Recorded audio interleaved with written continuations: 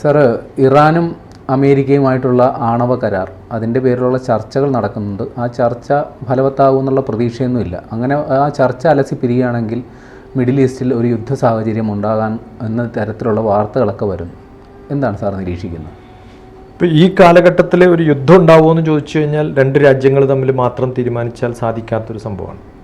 കാരണം എല്ലായിടത്തും പൊളാരിറ്റി ഉണ്ടാവും. കുറച്ച് രാജ്യങ്ങൾ ഒരാളെ സപ്പോർട്ട് ചെയ്യും, മറ്റേവരെ സപ്പോർട്ട് ചെയ്യും. ഇപ്പം റഷ്യ യുക്രൈൻ യുദ്ധത്തിലും നമ്മൾ കാണുന്നത് ഈ പൊളാരിറ്റി ഉള്ളത് കൊണ്ടാണ്. അല്ലാതെ എല്ലാവരും ഒരാളെ സപ്പോർട്ട് ചെയ്യുകയാണെങ്കിൽ ചിലപ്പം എല്ലാം കൂടി കുറച്ച് ദിവസം കൊണ്ട് തീർക്കാൻ സാധിച്ചേനെ. അപ്പോൾ എനിക്ക് തോന്നുന്നില്ല ഈ അമേരിക്കയുടെ ഏറ്റവും വലിയ പവർ എന്ന് പറയുന്നത്, നമ്മളൊക്കെ ധരിച്ചിട്ടുള്ളത് ഗൾഫാണ് ഏറ്റവും കൂടുതൽ ഓയിൽ ഉൽപ്പാദിക്കുന്നതാണ്. അതിനേക്കാളും കൂടുതൽ ഉൽപ്പാദിപ്പിക്കുന്ന രാജ്യമാണ് അമേരിക്ക. അപ്പോൾ അമേരിക്കക്ക് ആവശ്യമുള്ള ഓയിൽ ഇപ്പോഴും അവരുടെ കയ്യിലൊക്കെ ഉണ്ടാക്കാൻ സാധിക്കും. ഇപ്പോൾ ഗൾഫിനെ ഡിപ്പെൻഡ് ചെയ്തിരുന്ന അല്ലെങ്കിൽ ഡിപ്പെൻഡ് ചെയ്യേണ്ടി വരുന്നൊരു കാര്യം അതാണെന്ന് നമ്മൾ പറയാറുണ്ട്. പക്ഷെ അത് മാത്രമല്ല, പൊളിറ്റിക്സിൽ ഗൾഫ് മേഖലകളിൽ എല്ലാ എക്സ്പാൻഷൻസും അവർ നോക്കുകയും പണ്ട് ഏകീകരിക്കപ്പെടാത്ത ഗൾഫ് രാജ്യങ്ങളൊക്കെ ഏകീകരിക്കപ്പെടാനുള്ള ശ്രമവും നടക്കുന്നുണ്ട്.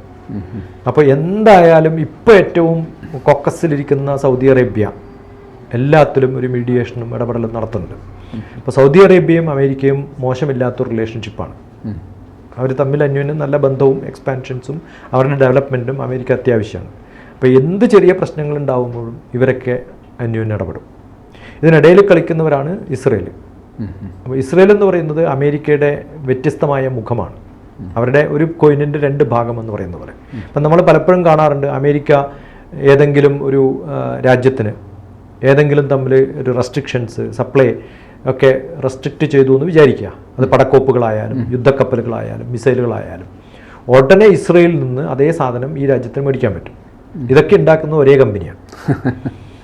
പണ്ടുള്ള ജൂതന്മാരാണ് ഇസ്രയേലിൽ നിന്ന് അമേരിക്കയിലേക്ക് കുടിയേറി പാർത്തിട്ട് ഏറ്റവും നല്ല ബിസിനസ്സുകാരായി മാറിയിട്ടുള്ളത്. അമേരിക്ക എന്ന് പറയുന്നത് ഏത് സമ്പന്നന്മാർക്കും ഏറ്റവും കൂടുതൽ ബിസിനസ് നടത്താനുള്ള മോട്ടിവേഷൻ കൊടുക്കുന്ന, ആ മൂഡ് കൊടുക്കുന്ന ഒരു രാജ്യമാണ്. അവരെ സംബന്ധിച്ചിടത്തോളം ഏറ്റവും കൂടുതൽ ഇൻഫ്ലുവൻസ് ചെയ്യാൻ സാധിക്കുന്ന ഒരു ഗ്രൂപ്പ് എന്ന് പറയുന്നത് ജൂതന്മാരാണ്.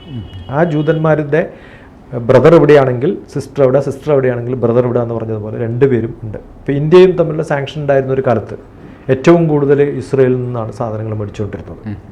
അപ്പോൾ അതിപ്പോഴും അങ്ങനെയാണ്. അപ്പോൾ ഈ സംഭവങ്ങളൊക്കെ നടക്കുമ്പോൾ ഇസ്രയേലിനെ എങ്ങനെ നമുക്ക് പാട്ടിലാക്കാം എന്ന് നോക്കുന്ന കുറേ ഗൾഫ് രാജ്യങ്ങളുണ്ട്. അവർക്ക് നല്ല ഇൻഫ്ലുവൻസും, അതുകൊണ്ടാണ് ഈ പ്രശ്നങ്ങളൊക്കെ ഉണ്ടാകുന്നത്. ഇസ്രയേലുമായിട്ടുള്ള യുദ്ധവും ഈ പലസ്തീനുമായിട്ടുള്ള യുദ്ധവും ഇറാനുമായിട്ടുള്ള ഇടപെടലും അമേരിക്കയായിട്ടുള്ള ഇതൊന്നിനും സെപ്പറേറ്റായിട്ട് കാണാൻ പറ്റില്ല.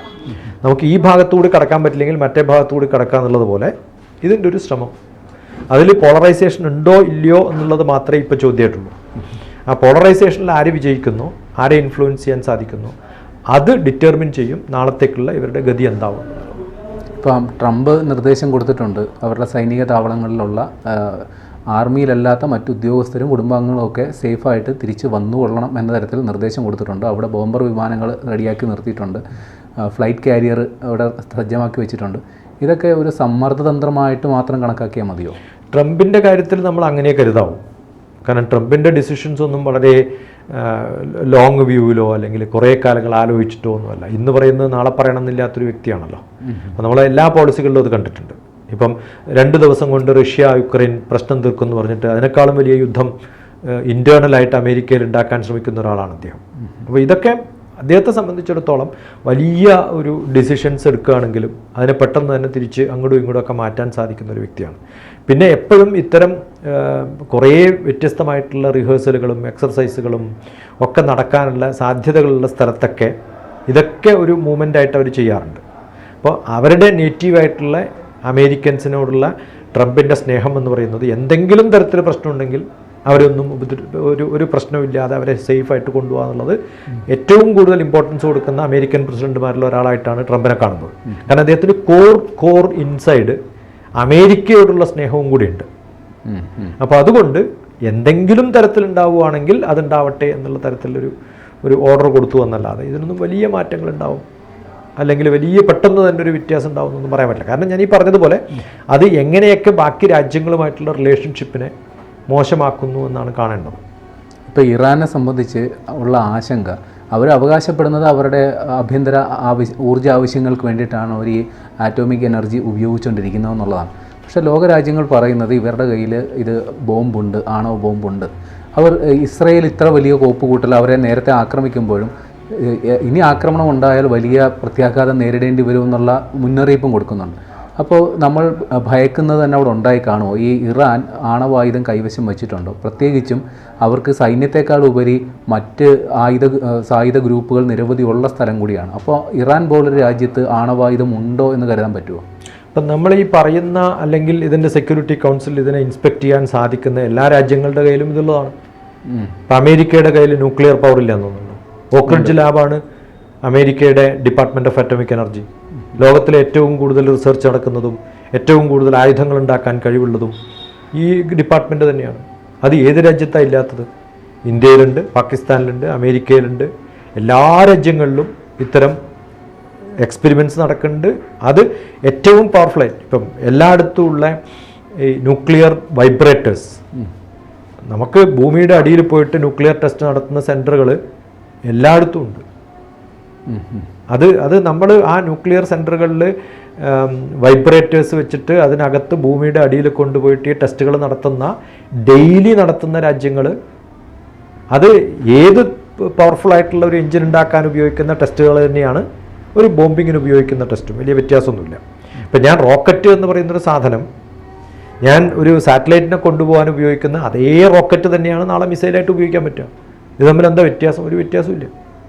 റോക്കറ്റ് എനിക്ക് ഇവിടുന്ന് അയച്ചിട്ട് ചന്ദ്രനിലേക്കോ അല്ലെങ്കിൽ ഏതെങ്കിലും ഓർബിറ്റിലേക്കോ കൊണ്ടുപോകുന്നത് ഈ പൊസിഷനിൽ നിന്ന് അവിടെ എത്തിക്കണമെന്ന് കൃത്യമായിട്ട് അറിയുമെങ്കിൽ അതേ സാധനത്തിൻ്റെ അറ്റത്ത് സാറ്റലൈറ്റും പിക്ചർ എടുക്കാനുള്ള ക്യാമറയും വെക്കുന്നതിന് പകരം ബോംബ് വെച്ചിട്ട് അയച്ചു കഴിഞ്ഞാൽ ഏത് രാജ്യത്തും എനിക്ക് കൊണ്ടുവിടാമല്ലോ.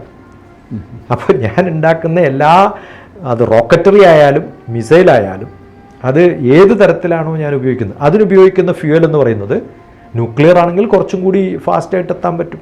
അപ്പോൾ അത്തരം ടെസ്റ്റുകൾ ഞാൻ നടത്തുമ്പോൾ ഞാൻ റോക്കറ്റ് സാറ്റലൈറ്റ് കൊണ്ടുവിടാനാണോ ഉപയോഗിക്കുന്നത്, അല്ല നാളെ മിസൈൽ അയക്കാനാണോ, ആർക്കാ ചെക്ക് ചെയ്യാൻ പറ്റുക?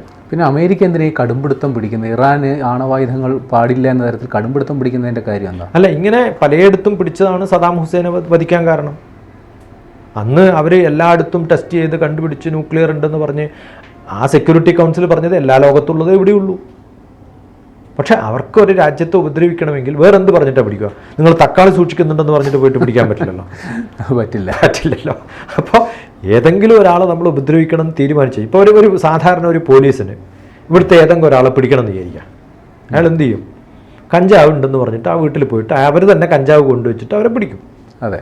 അതുപോലെ അമേരിക്കക്ക് ഏത് രാജ്യത്തെ ഉപദ്രവിക്കണമെങ്കിലും ഇന്ന് ചെയ്യാൻ പറ്റുന്ന ഒറ്റ വാക്ക് ന്യൂക്ലിയർ ബോംബ് ഉണ്ടാക്കണമെന്ന് പറയാം, അവിടെ പോയിട്ട് പിടിക്കുക. ഇനി ഇതുണ്ടെന്ന് പറഞ്ഞ റഷ്യ എന്താ അമേരിക്ക പിടിക്കാത്തത്? ഇതുണ്ടെന്ന് പറയുന്ന യുക്രൈൻ എന്താ അമേരിക്ക പിടിക്കാത്തത്? അല്ലേ? അപ്പോൾ ഈ വലിയ കള്ളന്മാരെ പിടിക്കാൻ പറ്റാത്ത പോലീസ് ചെറിയ കള്ളന്മാരെ പിടിക്കുന്ന പോലെയല്ലേ ഇത്? അത് ഇൻ്റർനാഷണലി നടക്കുന്നത് പോലെ തന്നെയാണ് സാധാരണ പോലീസ് സ്റ്റേഷനിൽ നടക്കുന്നത്. വലിയ വ്യത്യാസമൊന്നുമില്ല. പൊളിറ്റിക്സ് ഒക്കെ എല്ലായിടത്തും അതേപോലെ. ഇപ്പോൾ ഈ നമ്മൾ പ്രതീക്ഷിക്കുന്ന പോലെ അല്ലെങ്കിൽ നമ്മൾ വേണ്ടെന്ന് വിചാരിക്കുന്ന പോലെ അവിടെ ഒരു യുദ്ധപ്രതീതി ഉണ്ടെന്ന് തന്നെ കരുതുക. അങ്ങനെയാണെങ്കിൽ അതിൻ്റെ കോൺസിക്വൻസസ് ഒരു ലോകമഹായുദ്ധവും ന്യൂക്ലിയർ വെച്ചിട്ടുള്ള ഒരു യുദ്ധവും ഒക്കെ ഉണ്ടാവാനുള്ള സാധ്യത വളരെ കുറവാണെന്ന് നമ്മൾ പറയണം. കാരണം പണ്ട് ചെയ്തിട്ടുള്ള അബദ്ധം അത് ജപ്പാൻ അനുഭവിച്ചതും എത്ര സൈലൻ്റായിട്ടാണ് ഇപ്പോൾ ജപ്പാൻ ഇരിക്കുന്നത്. അതെന്തുകൊണ്ടാണെന്ന് വെച്ചാൽ അവർ അനുഭവിച്ചത് കൊണ്ടാണ്. അത് ആ ചരിത്രം പഠിക്കുന്നതിന് വേണ്ടിയിട്ടാണ് നമ്മൾ ഓരോ രാജ്യവും പഠിക്കുന്നത്, ഇങ്ങനെയൊന്നും ഉണ്ടാവാതിരിക്കാനാണ്. അതല്ലെങ്കിൽ ഇപ്പോൾ ചൈനക്കോ യുക്രൈനോ റഷ്യക്കോ ഒന്നും ചെയ്യാൻ പറ്റാത്ത സംഭവമൊന്നും അല്ല ഇതൊന്നും. അവരുടെയൊക്കെ കയ്യിലിതുണ്ട്. അമേരിക്കക്കും പറ്റും. ഇപ്പം നമ്മൾ കുവൈത്തിൽ വാറ് നടന്ന സമയത്ത് നമ്മളിപ്പോൾ ലോകത്തിൻ്റെ പൊല്യൂഷനെ കുറിച്ച് പറയുന്നു. ഓരോ വണ്ടിയും പൊല്യൂഷൻ ചെക്ക് ചെയ്തിട്ട് നമ്മൾ 60 രൂപ 100 രൂപ അടച്ചിട്ട് ഏതെങ്കിലും വണ്ടിക്ക് കിട്ടാണ്ടോ എന്ന് എനിക്ക് സംശയമുണ്ട്. ഇതൊക്കെ തുടങ്ങിയ കാലം കുവൈത്ത് എത്രയോ കാലം കത്തിയിരുന്നു. ആ സമയത്ത് അവിടുത്തെ എണ്ണപ്പാടങ്ങൾ കത്തിയിട്ട് ലോകത്തുണ്ടാക്കിയിരുന്ന പൊല്യൂഷന് അമേരിക്ക എപ്പോഴാണ് തിരിച്ച് പൊല്യൂഷൻ സർട്ടിഫിക്കറ്റ് ഇല്ലാതെ ഓടിച്ച ആ യുദ്ധത്തിൻ്റെ സമയത്തുണ്ടാക്കിയിട്ടുള്ള പുകകൾക്ക് ആരാ ഫൈൻ കൊടുക്കുക? അപ്പോൾ ഇത്തരം യുദ്ധങ്ങളുണ്ടായാൽ ഒരു രാജ്യത്തെ എണ്ണപ്പാടം കത്തുമ്പോഴുണ്ടാവുന്ന ലോകരാഷ്ട്രങ്ങൾക്ക്, ആ രാജ്യത്തിൽ മാത്രമല്ലല്ലോ പൊല്യൂഷൻ, ഗ്ലോബൽ വാർമിങ്ങോ അല്ലെങ്കിൽ ഇത്തരം പ്രശ്നങ്ങളോ പറയുമ്പോൾ നമ്മൾ എന്തുകൊണ്ടാണ് ഇത് വലിയ പ്രശ്നമായിട്ട് കാണുന്നത്? അപ്പോൾ ഏതെങ്കിലും ഒരു സ്ഥലത്ത് എന്തെങ്കിലും പ്രശ്നം ഉണ്ടായാൽ അതിൻ്റെ ഇംപ്ലിക്കേഷൻ വല്ലാണ്ട് ഉണ്ടാവുമെന്ന് ലോകത്തിലെ എല്ലാവർക്കും അറിയുന്നത് കൊണ്ട് ഇത്തരം ഒരു സന്ദർഭങ്ങളെ മുന്നോട്ട് കൊണ്ടുപോകാൻ ബാക്കി രാജ്യങ്ങളൊന്നും സപ്പോർട്ട് കൊടുക്കാനുള്ള സാധ്യത കുറവാണ്. അത് നന്നായിട്ട് അമേരിക്കക്ക് അറിയാം. കാരണം അമേരിക്ക എല്ലാ രാജ്യങ്ങളെയും ഡിപ്പെൻഡ് ചെയ്തിട്ടാണ് ഇന്നും ജീവിക്കുന്നത്. അത് തൊട്ടടുത്തുള്ള സ്ഥലത്ത് നിന്ന് പച്ചക്കറി വന്നില്ലെങ്കിൽ അമേരിക്കയിൽ പ്രശ്നമുണ്ടാവും. കപ്പ പോലും അവിടെ കിട്ടുന്നത് മെക്സിക്കോ നിന്ന് വരുന്നതാണ്. കുമ്പളങ്ങ കിട്ടുന്നതും മെക്സിക്കോ നിന്ന് വരുന്നതാണ്. അപ്പോൾ മെക്സിക്കോയുമായിട്ട് പ്രശ്നങ്ങൾ ഉണ്ടായിക്കഴിഞ്ഞാൽ അവർക്ക് ബുദ്ധിമുട്ടുണ്ടാവും. ടാക്സ് കൊടുത്തിട്ട് തൽക്കാലം നമ്മൾ അന്യോന്യം കുറച്ച് വില കൂട്ടി പറഞ്ഞ് ബാർഗെയിൻ ചെയ്യുന്നതല്ലാതെ അവരുടെ കൃഷിഭൂമി ആകെ നശിപ്പിക്കാനൊന്നും ആർക്കും സാധിക്കില്ല. അപ്പോൾ പ്രശ്നങ്ങൾ വന്നു കഴിഞ്ഞാൽ അമേരിക്കയെ ബുദ്ധിമുട്ടിക്കാൻ ബാക്കി അവർക്ക് സപ്ലൈ ചെയ്യുന്ന ബാക്കി രാജ്യങ്ങളിൽ ചെറിയ പ്രശ്നങ്ങൾ ഉണ്ടാക്കിയാലും അമേരിക്ക ബുദ്ധിമുട്ടും. അപ്പോൾ അതിൻ്റെ സാധ്യത കുറവാണ്.